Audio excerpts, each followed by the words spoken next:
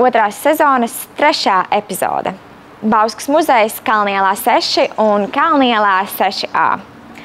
Vai šajā ēkā vienmēr ir bijis muzejs un kā šo ēku iespaidoja politisko režīmu maiņa? Skatāmies! Kas es esmu? Kas izsaka manu būtību? Kas izsaka Bausku un tās vēsturi? Bauskas novada vēsturiskie atradumi stāstu ciklā Daļa manis.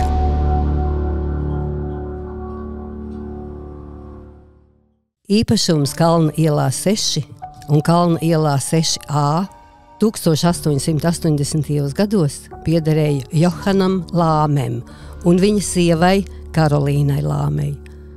No 1887. gada ēkā atradusies viesnīca. Lāmes viesnīcā 1888. gadā notikušas Bauskas labdarības biedrības sapulces. Labdien! Labdien! Mēs, kā baušinieki, ļoti daudz mēs zinām, kas ir Bauskas muzejs, bet varbūt ne tik daudz iedzīvotāji zina to vēsturi pašam Bauskas muzejam.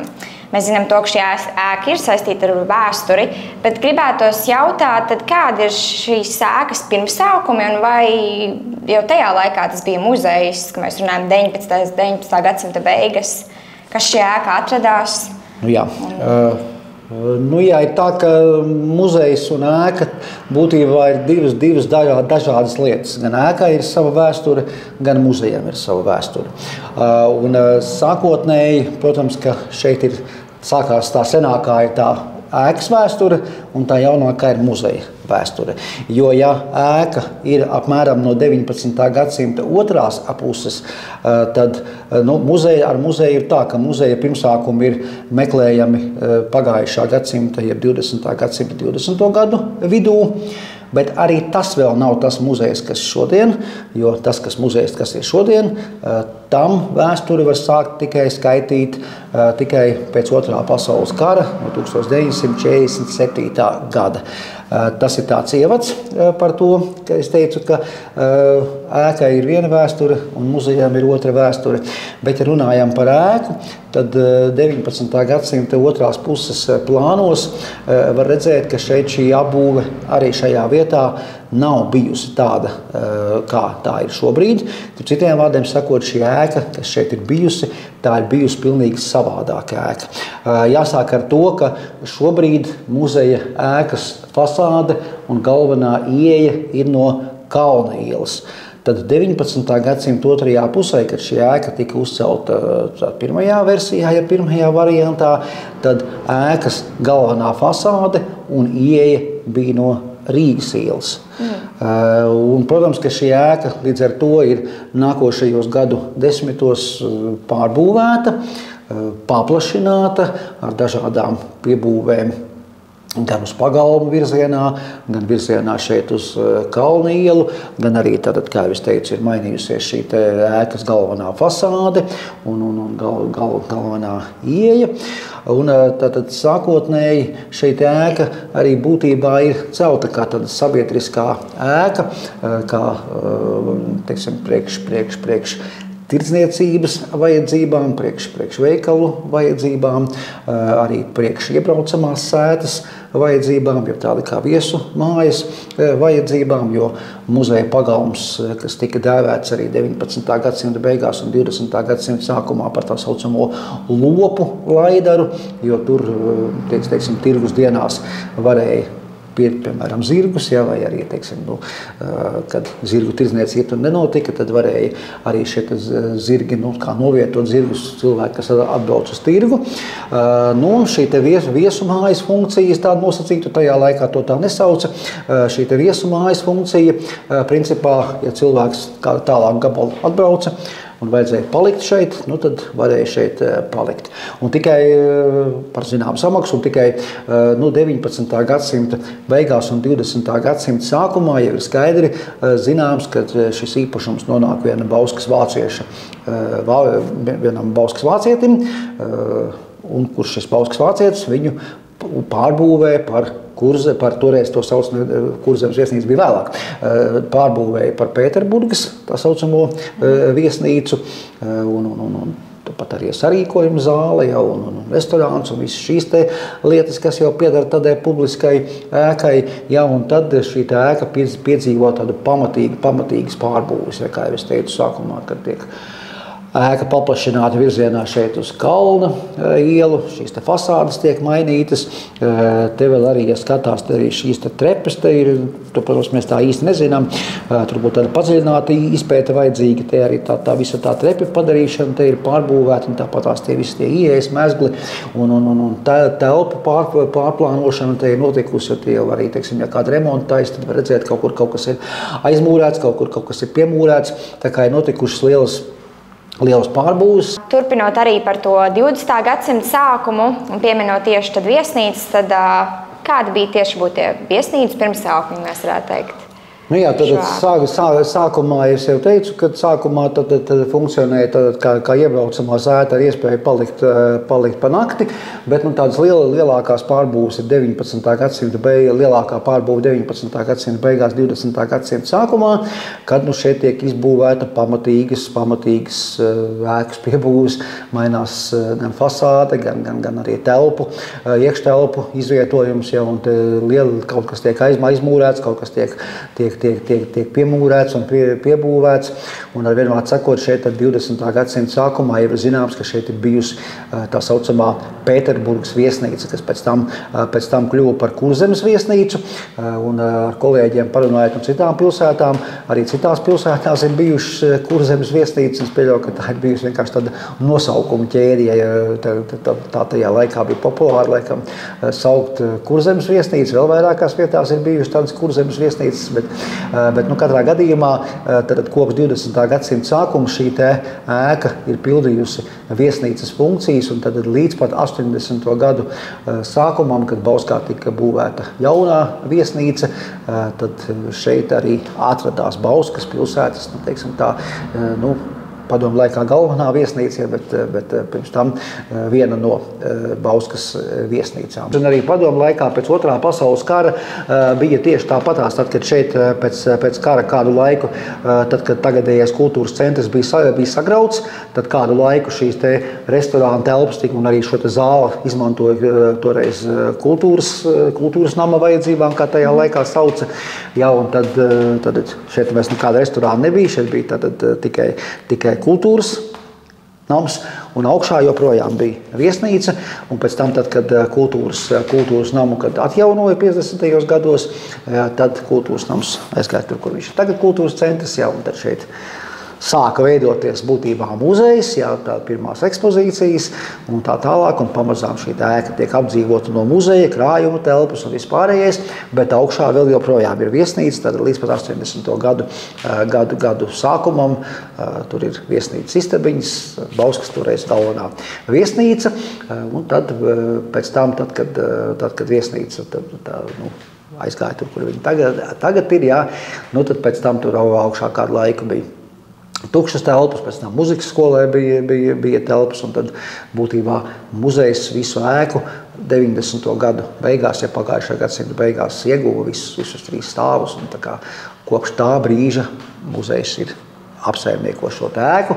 1939. gada nogalē no Bauskas uz hitleriskās Vācijas okupēto Polijas rietumu daļu repatriējās gandrīz visi pilsētas vācieši.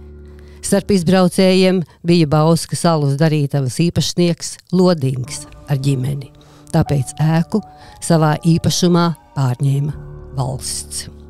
Un gribētos arī zināt, tad varbūt, ko šī ēka ir saglabājusi no tiem vēstures laikiem, kaut kādas lietas. Jā, no ēka, teiksim, ir vēl vienas otras trepas, kas ir vēsturiskās, kas ir saglabājušās, tur drīzāk tur uz to viesnīcas pusi, kad iet augšā jau, un gan trepi margas, gan trepi pakāpienus, ja, kas ir nodiluši un kas ir tiešām vēsturiski, ja, iespējams, ka pat no 19. gadsimta beigām un visticamāk no tā laika, bet šeit ir tāda arī interesanta konstrukcija, kur kādreiz pat nesaprot, kāpēc te ir vajadzīgas tādas trepas, jo te viņas iet augšā un tur viņas iet lejā. Jā, tad lūk, šī ir tā kādreizējās šīs te Kurzemes viesnīcas restorāna sarīkojuma zāles skatuves daļa, jeb skatuves tas paaugstinājums.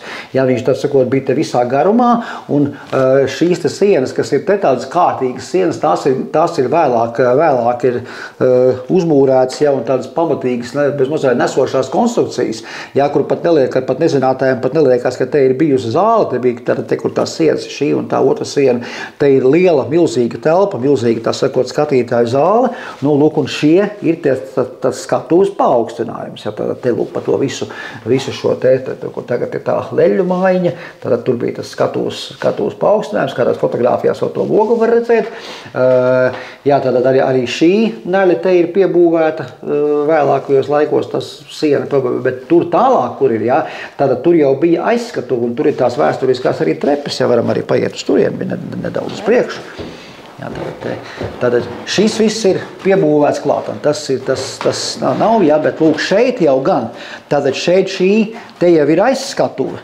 Jā, tad šī telpa jau arī ir aizskatuves telpa, kas aiz šīm durvīm ir, jā. Nu, un te jau ir vēsturiskās trepas, kas, tā sakot, tur pa pagalmu pusi, kur ienāca, tā sakot, nu, vai mākslinieki, vai rekvizītori, vai vēl kaut kas ienāca te aizskatuvē, jā, un tad te bija tā aizskatuve, un tad tikai gāja tur uz skatuves, jā, un savukārt šīs durvis, kas ir te, kur tagad aiziet uz studiju, jā, tad tā bija pavisam cita ēka, tad te nekādas, te bija brandbūras, te bija siena, jo tur, tā sakot, tā vēl ir tā bezmaz vai ārsiena, tur tālāk aiziet uz augšu, jā, un tad te bija cieta, jā, tā bija visam cita ēka, ar citu ieeju, no citas puses, tad te nekas savienots vairs nebija. Tā kā te bija faktiski divas ēkas. Šī ēka bija, un tā jau ir cita ēka. Tā ir tagadējā studijas ēka, tā ir tā pagalma ēka, jeb saucamā 6A. Jā, tā kā, lūk, tie arī trepas ir, tā kā būtībā tas arī tā skatuves. Te apakšā, ja uzsver, te viss ir koks, te ir bez mazliet tukša telpa apakšā. Tagad mēs esam nonākuši, saprot, līdz muzeja ekspozīcijai, un jūs varētu arī turpināt tagad par šo tēmu, jo cits stāsts, ne ēka, bet šoreiz jau muzejs. Nu jā, un muzejam ir cita vēsture.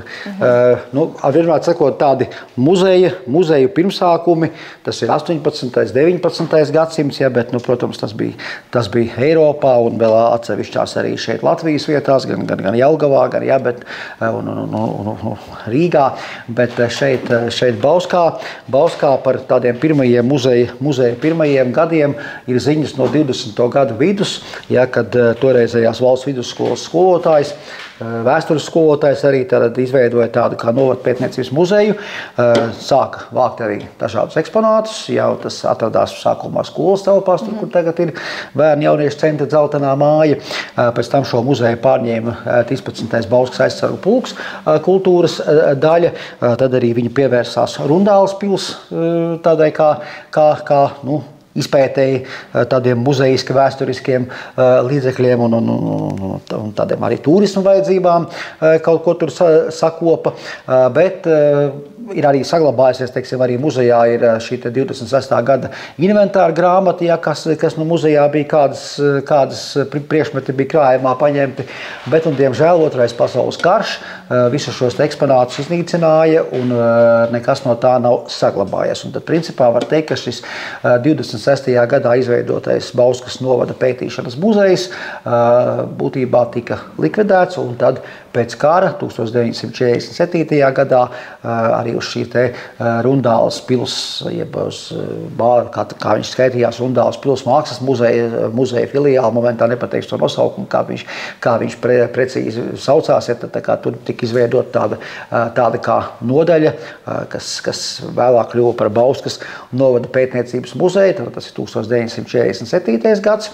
Sākumā muzejam bija atvēlēta viena telpa tagadējā kultūras centra, tajā daļā, kas nebija sagrauta, jo, kā jūs minējat, kad pēc kara, kad kultūras centra lielākā daļa ēkas bija sagrauta, tad kultūras centrs, ja toreizējais kultūras nams bija šeit, nu, un pēc tam, kad to kultūras namu atjaunoja, tad būtībā samainījās, ja tad kultūras nams aizgāja uz šo bijušo aizsargu namu, un tad muzejs ienāca šeit. Un tad pamazām sāka veidoties šeit muzejs, un tad 50. gados jau ir pirmās ekspozīcijas atvērtas, un tad arī turpmākajos gados tad muzejs pamazām paplašinājās, tika vākts krājums, metodiski, tajā laikā pēc citiem pavisam komplektēšanas principiem, un tad muzejs attīstās, un tad sākumā tiek dažādas arī filiāles tiek izveidotas, nodaļas, kā toreiz teica, izveidotas, kas tagad ir kļuvušas jau par patstāvīgiem muzejiem, patstāvīgām vienībām, bet šis Bauskas novada pētniecības muzejs arī gadu gaitā ir kļuvis par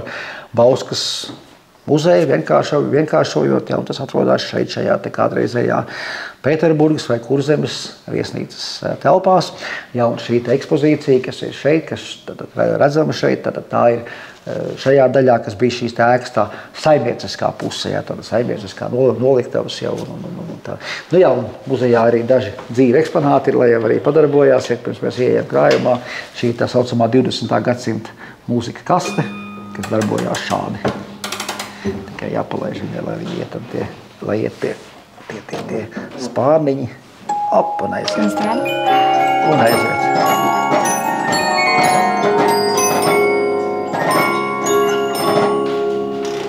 Un tad pārējot no ekspozīcijas, pārējam muzeja pamatkrājuma telpās, kur glabājās dažādi priekšmeti, kādreizējās Kurzemes viesnīcas, veikalu saimnieciskās noliktavu telpas, ir tātad šeit piemērotas krājuma vajadzībām. Protams, kad arī šeit ir vajadzīgi apstākļu uzlabojumi un dažāda veida remonti, kas arī laiku pa laikam notiek, bet vienmēr ir kur roku pielikt. Pa šiem te jau jāsaka gan 80 gadiem, tad muzejā ir savāks teju pie 80,000 dažādu krājuma vienību. Šīs krājuma vienības atrodas šeit visā šajā ēkā, dažādās krājuma telpās. Tie ir gan lielāki, gan mazāki priekšmeti, gan kā jau es minēju, dokumenti, skatu kartiņas un dažādi sīki priekšmetiņi. Viss ir tā sakārtots, jo šeit arī var redzēt. Viss ir pa kolekcijām, protams, viss ir pa kolekcijām. Sakārtots, viss ir pa kolekcijām, viss ir salikts tā, lai visam katram plauktam, katram skapim ir arī tā saucamā topogrāfija, lai tas zina, kas kur atrodas, un arī inventāra grāmatās ir pierakstīts, kas kur atrodas. Tāpat tās ir arī savi glabāšanas režīmi, gan mitrums, gan temperatūras, gan apgaismojums, un viss pārējais. Bet jāsaka tā, ka šobrīd ir tā, kad mēs esam muzejs, jau esam gandrīz vai pilns līdz augšā, ja tā var teikt, un vien ies pāri, un ir ļoti aktuāls ir jaunas krātuvi telpas, kur varētu izvietot priekšmetus, jo bieži vien te daudz, kas ir arī glabājās tā tīri, pat varbūt ne tā, kā tam būtu jāglabājās, jo vienkārši tas ir vietas trūkuma dēļ, tas ir tā. Un te ir arī šī iespiedu darbu krātuvi, kur ir dažādas grāmatas arī plauktos saliktas, un arī tām ir tieši tāpat katrai grāmatai ir savs inventāra numurs, un katra grāmata ir iekonservēta, tie var redzēt, papīriņas ar grāmatām, lai nesaskarās tie vāciņi kopā, teiksim, tur kaut kādām vienai otrai, kur ir īpaši jāsargā, turpat viņi ir ielikti, ir bezskābes kartoni tādos vāciņos vai konvertīties ielikt, kaut kādu tādu, lai papīram pilnīgi nenotiktu nekāds bojājums, nekādas mehāniskas iedarbības nebūtu. Un tad arī noslēdzošais jautājums, varbūt ar kādu vārdu jūs tikai vienu vārdu raksturot šo ēku? Ar vienā vārdā jau tā nemaz varbūt tās to nevar pateikt, bet es to domu pateikšu, un tad varbūt tās arī sava sakāmā laikā tad arī es beigās to pateikšu. Ka šo ēkas raksturot tāda klasiska provinces mazpilsētai raksturīga ēka, tāda 20. gadsimta ēka, jeb citiem vārdiem sakot, tad var to ar vienu vārdu teikt, tad klasika. Klasika. 2018. gadā Bauskas muzeja pagalma ēkai tiek atjaunots jumts un fasāde. Par labi paveikto darbu 2019. gadā muzejs iegūst 3. vietu, apbalvojama Gada labākā būve Latvijā 2018 nominācijā Restaurācija. Šodien muzejs glabā arheoloģiskas, etnogrāfiskas, vēsturiskas un mākslas liecības par Bauskas novadu. Ekspozīcijas sniedz ieskatu par Bausku 20. gadsimtā.